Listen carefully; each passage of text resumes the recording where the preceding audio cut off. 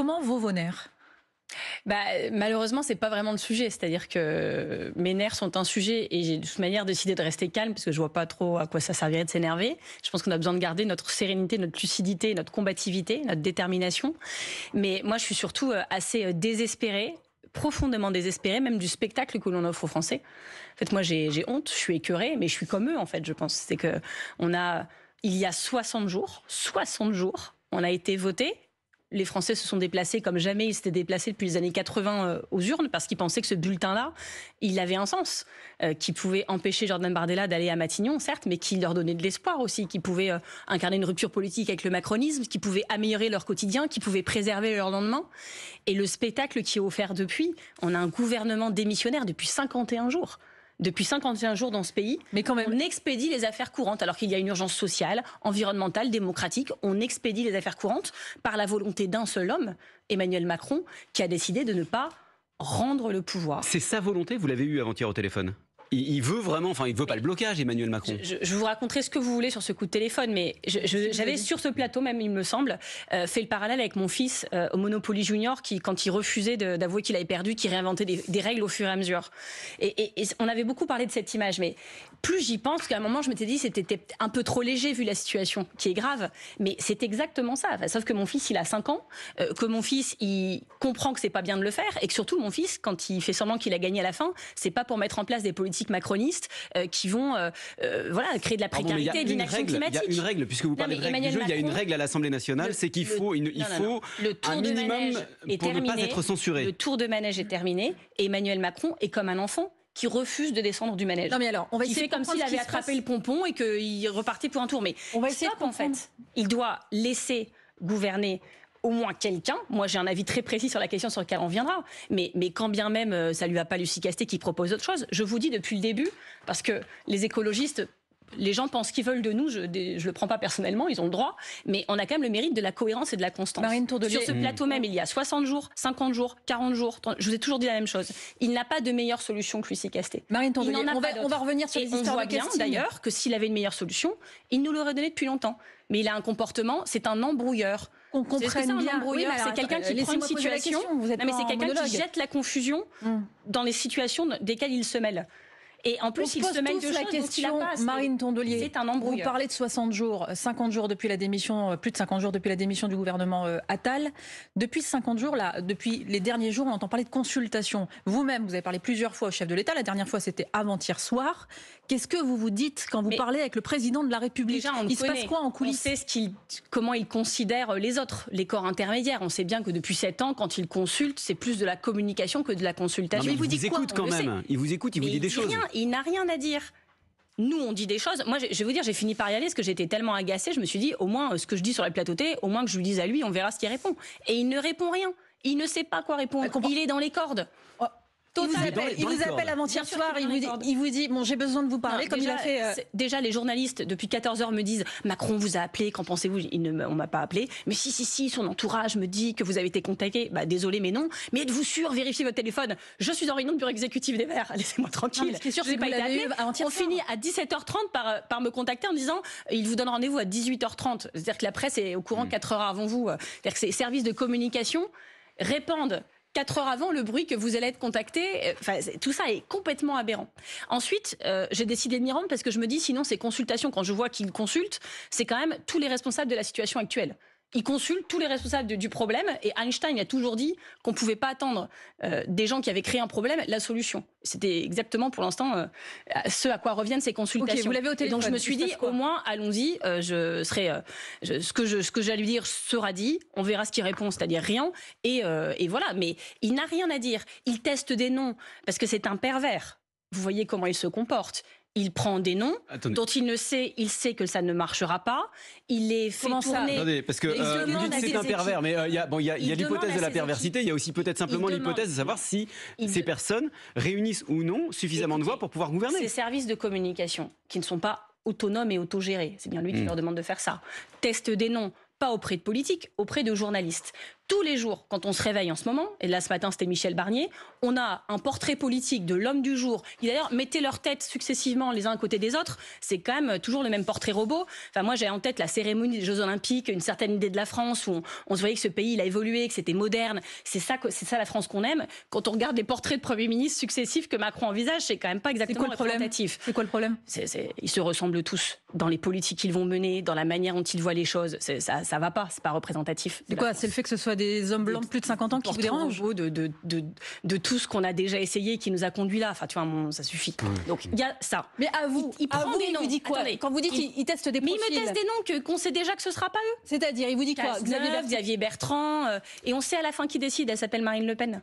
C'est à lui que Macron a décidé que Emmanuel Macron a décidé de se soumettre, et c'est elle qui fait la pluie et le beau temps, parce qu'il a demandé à ses députés macronistes de bloquer la porte à tout ce qui viendrait de la gauche. Donc il préfère regarder du côté de l'extrême droite, de l'extrême droite, c'est-à-dire que les solutions qu'il propose, de Bernard Cazeneuve à Barnier ou qui vous voulez, c'est toujours la même chose. C'est une continuation du macronisme, là où les 3/4 des Français demandent une rupture politique.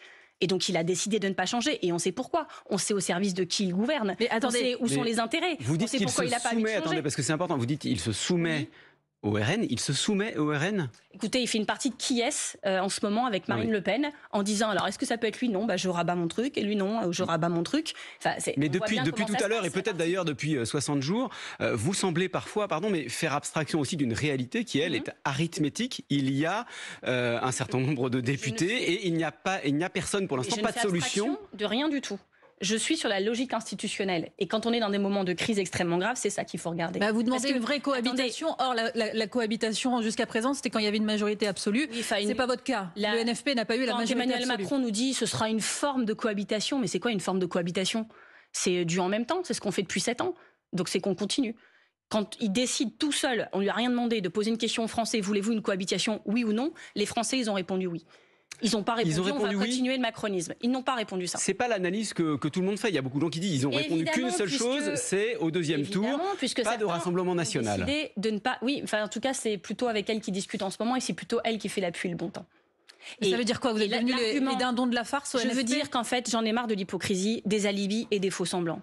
Emmanuel Macron, il est président de la République. On lui demande pas de prendre tout le monde, de faire ses consultations. C'est pas ça qu'il lui est demandé. Il doit nommer un Premier ministre issu du nouveau Front populaire. On lui a fait une proposition, il n'en veut pas, mais qui nous propose quelqu'un d'autre. Mais pas Bernard Cazeneuve, qui n'est même pas membre d'aucun des partis du nouveau Front populaire et qui ne l'a jamais soutenu, ni de près, ni de loin.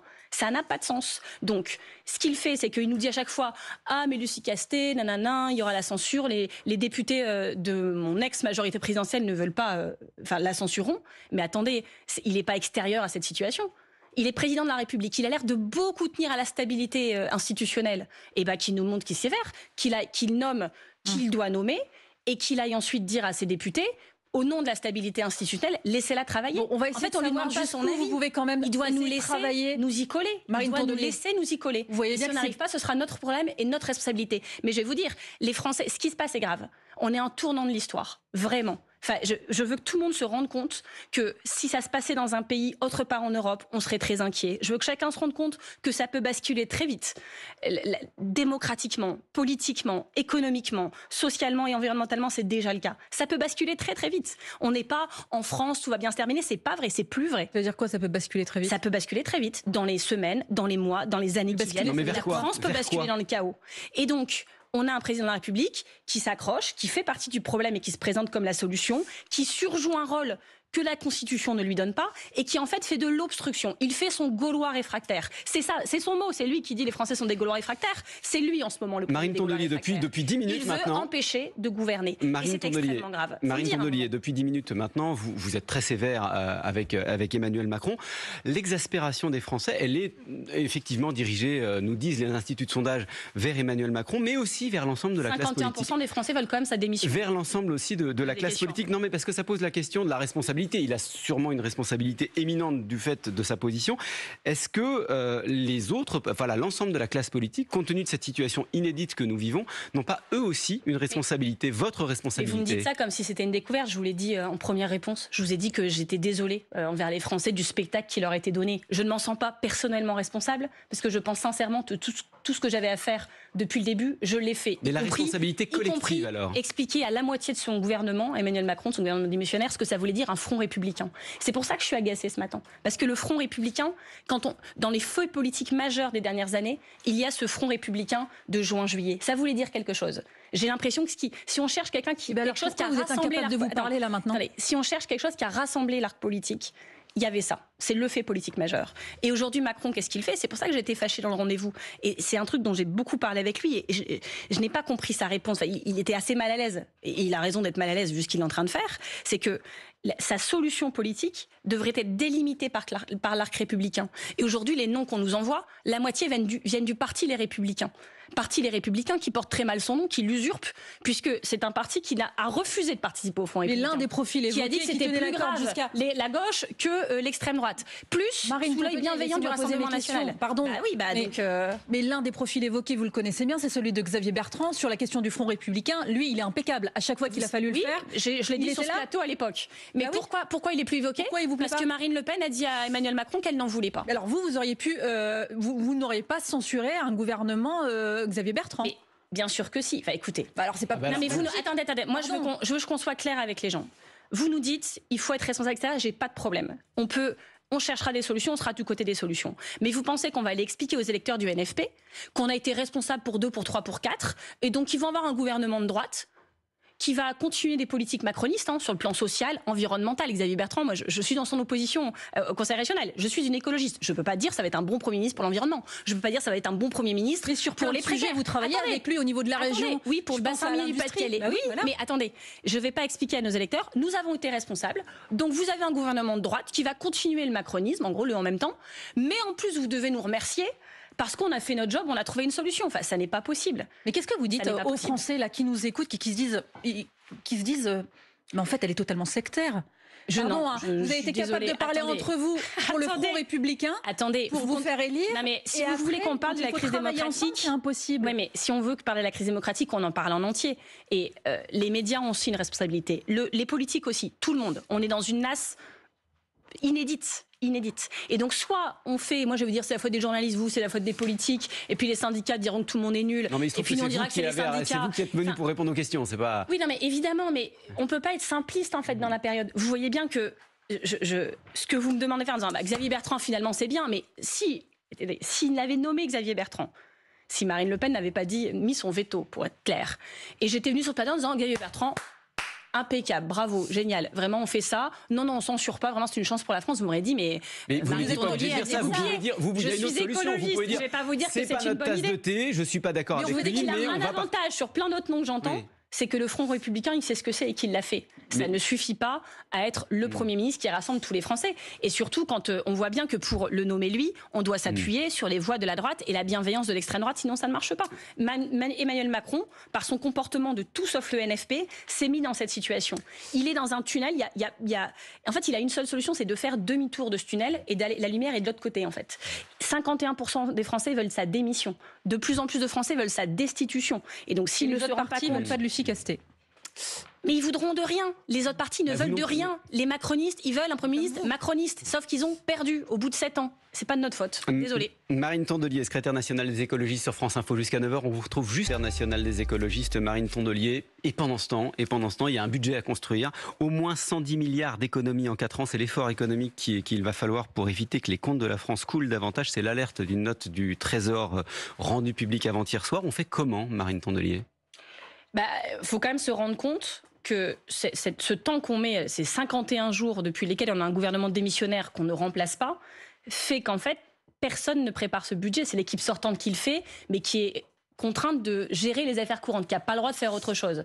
Alors, ils se permettent quand même de prévoir des milliards et des milliards d'économies encore supplémentaires. Mais est-ce que vous qui aspirez à gouverner, vous vous préparez potentiellement à prendre des décisions ? C'est symptomatique que pour eux, faire des milliards d'économies dans les services publics, dans l'écologie, etc., ce soit considéré comme des affaires courantes. C'est très révélateur de ce qu'ils ont fait depuis 7 ans.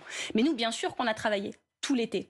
Et on était prêts le 27 juillet, on était prêts début août, mi-août, fin août. Et vous êtes prêts avec ce nouveau scénario, parce que ce chiffre de 110 milliards approuvé, et ce que j'ai dit à Emmanuel Macron au téléphone, c'est que la date butoir, c'est le 1er octobre. C'est la date à laquelle l'Assemblée nationale doit recevoir tous les documents budgétaires. Des milliers de pages.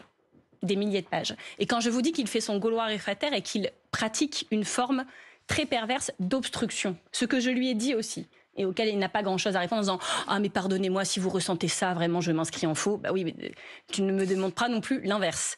Et il fait en sorte qu'aucune autre politique que la sienne ne soit possible. Parce qu'une fois que le vote du budget sera passé, vous voyez bien qu'on aura pour 2025 cranté un certain nombre de choses. Et en fait, ce qu'il est en train de faire, c'est lutter pour la préservation des privilèges des privilégiés et lutter pour qu'on ne puisse pas infléchir cette politique pour plus de justice sociale et voilà, faire en sorte que les plus riches payent plus d'impôts et que les plus précaires soient plus aidés, plutôt que la réforme injuste de l'allocation chômage, que la réduction des services publics, que le manque d'argent pour l'école, pour les hôpitaux et que les coupes budgétaires pour l'écologie. Il y a ce que veut faire Emmanuel Macron. Vous n'avez pas répondu à ma question. On fait comment? Voilà, 110 milliards à trouver sur 4 ans. Mais premièrement, sachez quand même que quand l'Europe, par exemple, nous dit attention, déficit, ils ont raison de le dire, c'est leur travail. Mais l'Europe, ce qu'ils regardent, c'est pas le niveau des dépenses, c'est l'écart entre les dépenses et les recettes. Et ce qu'a fait ce gouvernement depuis 7 ans, c'est baisser les recettes parce qu'ils ont voulu faire des cadeaux fiscaux à leurs électeurs et à leur camp politique, c'est-à-dire les plus riches. 40 milliards en moins par an. Et donc moi, quand Bruno Le Maire, qui se permet des leçons de morale toutes les semaines sur si c'est le nouveau Front Populaire, ce sera le déclassement. Mais les déclassements, chers amis, c'est maintenant.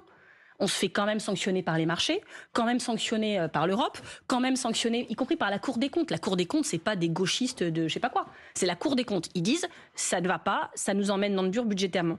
Et la dette, il y a de la bonne dette. La dette en soi, c'est pas grave si c'est de la dette qui investit dans l'avenir, qui travaille pour la transition écologique. Même les plus grands économistes aujourd'hui le reconnaissent, qui fait en sorte qu'on réduit la fracture sociale. Mais là, ils ont commis l'exploit mondial d'avoir 1000 milliards de dettes en plus en 7 ans. On est passé de 2000 milliards de dettes à 3000 milliards de dettes, en ayant 9 millions de pauvres, jamais aussi nombreux, là, jamais aussi pauvres, plus une inaction climatique. C'est ça leur bilan. Si vous arrivez au pouvoir. Donc non, mais juste pour dire que toutes ces gens qui nous donnent des leçons de morale budgétaire tout l'été, le NFP, ceci, cela, mais c'est pas des leçons de morale qu'ils doivent nous donner, c'est des excuses.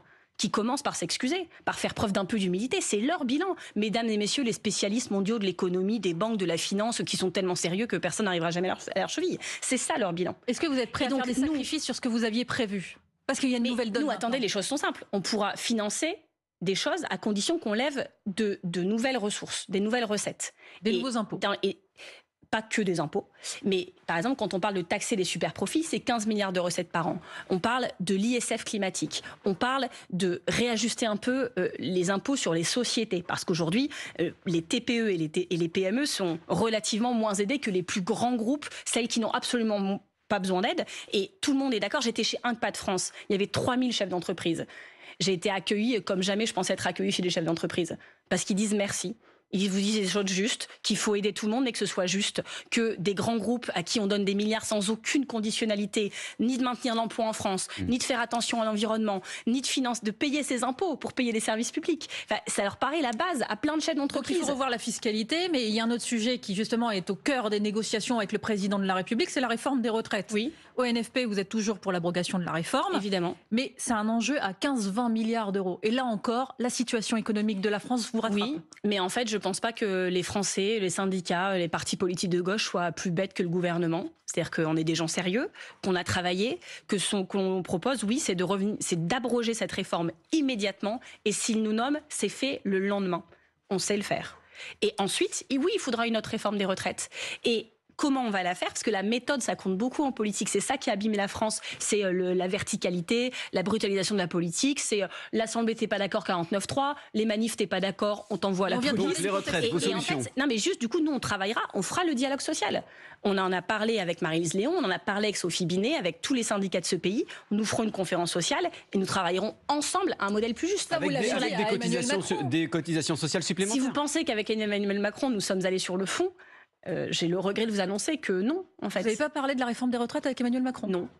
Mais par ailleurs, je pense qu'il sait ce que je pense et que je sais ce qu'il pense. Pas vraiment ça sur le quoi on a à se mettre d'accord. Mais vous me confirmez que c'est quand même quelque chose de déterminant de savoir si oui ou non dans la nomination du prochain Premier ministre. Ce que je veux vous dire, c'est que la méthode sera très importante et que Emmanuel Macron et son équipe, son entourage, ont peur des corps intermédiaires. Ils les ont méprisés. Mais il y en a quand et en même fait, autour tout ce qu'ils ont d'Emmanuel méprisé, Macron, on veut le Marine réhabiliter. Les services publics, les corps intermédiaires, la démocratie, le respect en politique, la transparence, tout ça, on veut le réhabiliter. Donc, comme c'est l'inverse d'eux, c'est sûr que ça leur fait peur et qu'ils n'ont pas envie d'y aller immédiatement. Mais je vous le dis, ça fait des semaines que je le dis.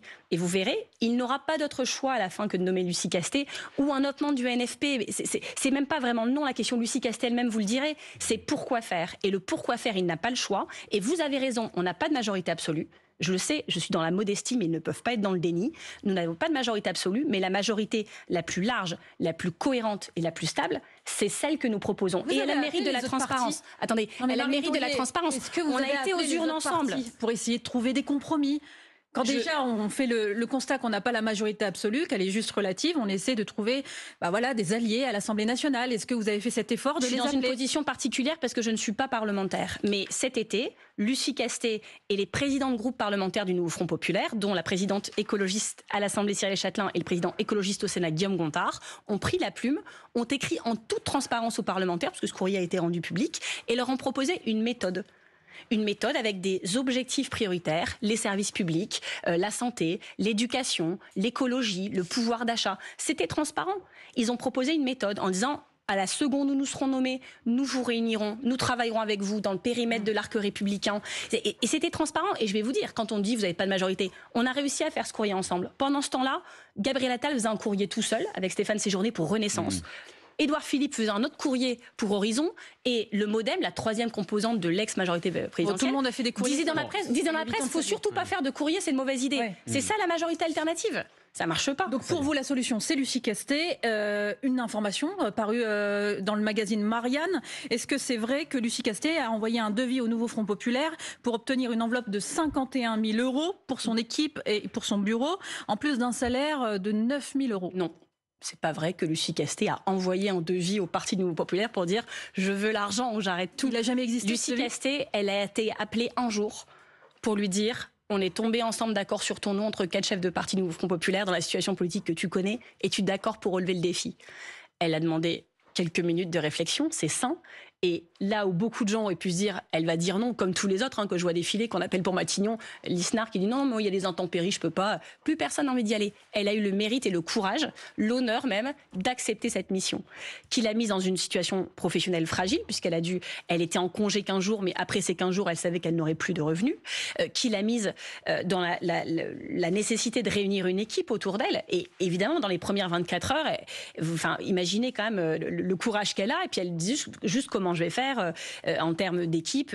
Voilà, il lui faut un directeur de cabinet, une chef de cabinet, quelqu'un qui s'occupe de la presse, des choses logiques. Ou même nous, on lui dit on réfléchit ensemble à comment on va faire. Donc, cette somme, et donc on lui dit, les chefs de parti, de leur propre initiative, lui disent si tu as besoin de financer une équipe, on te trouve un budget, on va mutualiser comme on mutualise des tas de dépenses entre nous, donc quand on loue des salles pour faire des conférences de presse, etc. Donc les 51 000 viennent de chez vous. Nous lui avons fait une proposition. Je précise que pour l'instant, elle s'est débrouillée et je l'en remercie je remercie tous les gens qui travaillent bénévolement autour d'elle, c'est-à-dire une cinquantaine de personnes, dont 3 qui sont quasiment en plein temps, qui le font bénévolement. Et la logique de tout le monde, en particulier Lucie, c'est de dire tant que ça fonctionnera comme ça, on fonctionne comme ça. Et mais elle a quitté la mairie de Paris ? Vous avez suivi dans la presse comme moi les infos. Je ne vais pas vous faire son CV et ses entretiens d'embauche sur le plateau. Mais elle va faire en fait, ce que je trouve détestable en politique et dans le milieu politico-médiatique actuel, c'est qu'on a une jeune femme qui est exemplaire, qui est courageuse, et on va lui mettre une polémique sur des sommes qu'elle n'a même pas touchées. Non, vous avez on cherchait juste à avoir une information. C'est pas de polémique, c'était une information. Au moins, c'est clarifié, on peut passer à autre chose. Vous avez parlé de chaos tout à l'heure, Marine Tondelier. Est-ce que chaos et manifestation pour appeler, pour certains en tout cas, à la destitution du président de la République après-demain, notamment à l'appel de la France Insoumise? Non, mais c'est une question. C'est une question. Est-ce que voilà, faire pression, notamment sur le président de la République dans la rue aujourd'hui, c'est approprié compte tenu de la situation? Il y a un seul problème aujourd'hui, c'est l'entêtement du président de la République. Et donc, on ne peut pas reprocher aux Françaises et aux Français, d'où qu'ils viennent politiquement, quelle que soit leur manière de le manifester, de vouloir faire quelque chose. Certains vont dire, moi je signe une pétition pour sa destitution. D'autres vont vouloir dire, moi je manifeste. 3 vont dire, moi je reste devant ma télé et j'attends qu'il se débrouille. Chaque réaction est légitime. Vous y serez à la manif ? Plutôt dans le Nord, parce que c'est la braderie de rentrée des Limbomont le dimanche et que je serai chez moi. Marine Tondelier, secrétaire nationale des écologistes, invitée de France Info ce matin. Je vous laisse en compagnie de Salia Braclia, le programme des infos.